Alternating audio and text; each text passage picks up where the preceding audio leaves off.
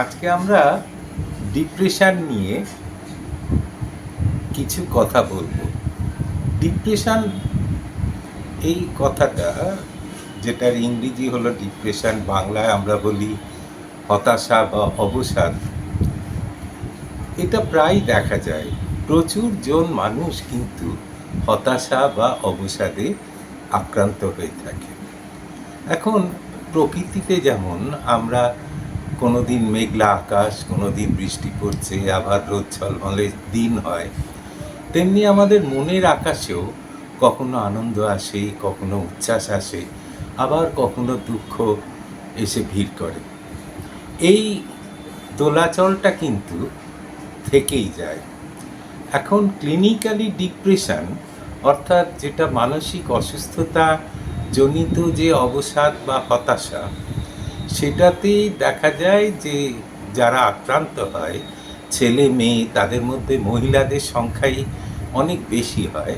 যদি এক ছেলের হয় তাহলে মহিলাদের 3 বা 4 ভাগ বেশি হয়ে থাকে।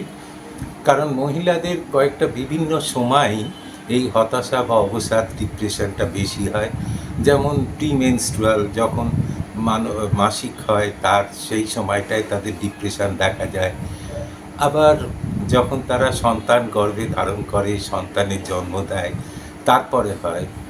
আবার মেনোপজ, অর্থাৎ যখন তাদের সন্তান ধারণের ক্ষমতাটা চলে যায়, অর্থাৎ তাদের রজস্রাব, মাসিক বন্ধ হয়ে যায়, সেই সময়ও কিন্তু ডিপ্রেশনটা, এবং বয়স্ক যখন হয়ে পড়ে, বয়স বেশি হয়, ওল্ড এজে, তখনও ডিপ্রেশনটা দেখা যায়।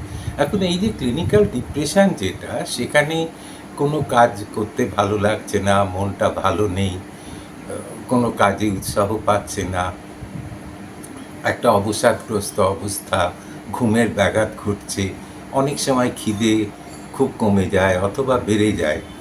এই রকম নানা উপসর্গ যেমন দেখা যায়, তেমনি আবার আত্মহনন বা আত্মহত্যার প্রবণতাও দেখা যায়।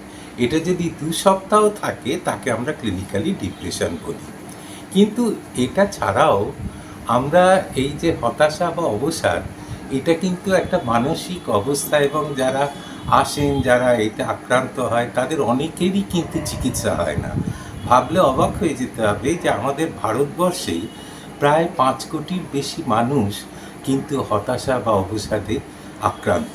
তাদের মধ্যে শুধুমাত্র 3 কোটি মানুষই কিন্তু ক্লিনিক্যালি ডিপ্রেশন বা তার জন্যে চিকিৎসা ইত্যাদি করে থাকে। তাহলে বুঝুন যে কত বেশি পরিমাণ মানুষ কিন্তু অবসাদ বা হতাশায় ভুগে থাকে।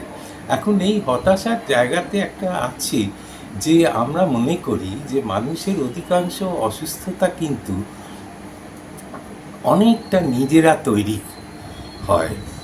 সেখানে কথাটা কীরকম, যে এই যে অবসাদ বা হতাশা, যখন এটা কিন্তু নির্ভর করে একজন কীভাবে তার মনকে নিয়ন্ত্রণ করছে, অর্থাৎ তার আবেগ, অনুভূতি এবং ভাবনা চিন্তা, সেটা যদি হতাশজনক হয়, সেটা যদি সবসময় দুঃখপূর্ণ হয়, অথবা অনেক সময় আমরা অন্যকে আকর্ষণ করার জন্য কিছুটা দুঃখের ভাব, হতাশার ভাব দেখিয়ে থাকি। আমার হয়তো একটা আর্থিক অসুবিধে রয়েছে, আমার কারোর কাছে সাহায্য দরকার, সেই সময় তার কাছে একটা হতাশার ভাব নিয়ে, কি হবে, বাঁচতে পারবো না, মরে যাব, সংসার ভেসে যাবে, এই রকম একটা আকুতি নিয়ে আমরা হতাশার জায়গাটা তৈরি করি। সত্যিকারের যেখানে ডিপ্রেশন হয়, জেনেটিক্যালি জিন ঘটিত কারণে যে ডিপ্রেশনগুলো, অথবা নিউরো হরমোন, সেরোটোনিন, ডোপামিন, এই হরমোনগুলোর তারতম্যের জন্য যে ডিপ্রেশন, সেরোটোনিন, নরএপিনেফ্রিন ইত্যাদি, সেই ডিপ্রেশনটা তো হচ্ছেই। কিন্তু আমরা দেখি অনেক মানুষ কিন্তু এই যে হতাশাগ্রস্ত হয়ে পড়ে, তারা কিন্তু হতাশাগ্রস্ত হতে ভালোবাসে। তারা এই অবসাদ বা হতাশা অনেক সময় ইচ্ছাকৃত করে। কারণ আপনি দেখবেন যে আমরা দেখেছি শিশু বয়সে, ছোট যখন আমরা থাকি, তখন আমরা যদি জ্বর, সর্দি, কাশি, একটু অসুস্থ হই, তখন কিন্তু আমাদের বাবা মায়েরা বেশি আমাদের দিকে দৃষ্টি দেয়। আমরা অনেকটা আদর যত্ন সেই সময় বেশি পেয়ে থাকি।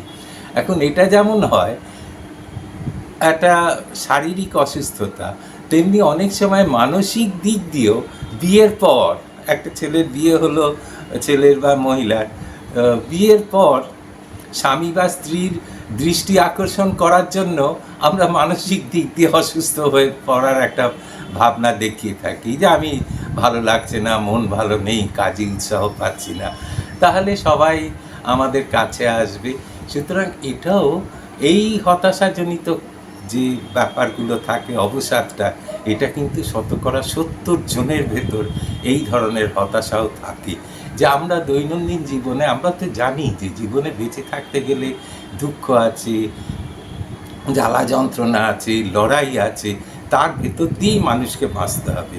সুতরাং এই যে পজিটিভ ভাবনা, যেটাকে আমরা পজিটিভ সাইকোলজি বলি, যে এই জায়গাটা কিন্তু তৈরি করার প্রচণ্ড প্রয়োজন হয়।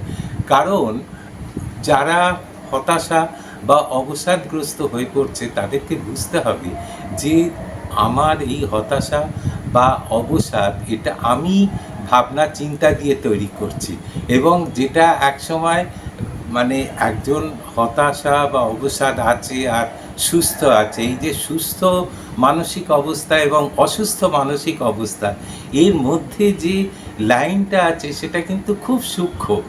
আজকে একজন সুস্থ আছে, কিন্তু সে যদি অসুস্থ ভাবনা চিন্তা নিয়ে থাকতে শুরু করে, সে কিন্তু অসুস্থর জায়গায় চলে যাবে। সুতরাং এইটাও কিন্তু আমাদের মনে রাখতে হবে যে হতাশা থাকবে, অবসাদ থাকবে, কিন্তু সেটার থেকে ছিঁড়ে বেরিয়ে আসতে পারবো কী করে, জীবনটাকে কিভাবে নতুন একটা জায়গায় আমি উত্তীর্ণ হতে পারবো, সেটুকু চেষ্টা কিন্তু আমাদের করতে হয়।